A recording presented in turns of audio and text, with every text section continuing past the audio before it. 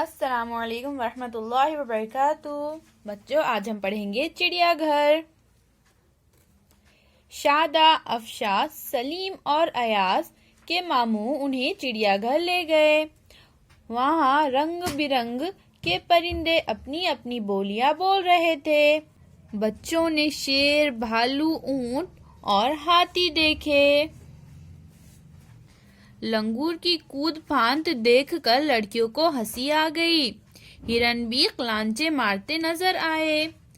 हाथी की सवारी में खूब मजा आया। बच्चों ने हाथी को गन्ना खिलाया।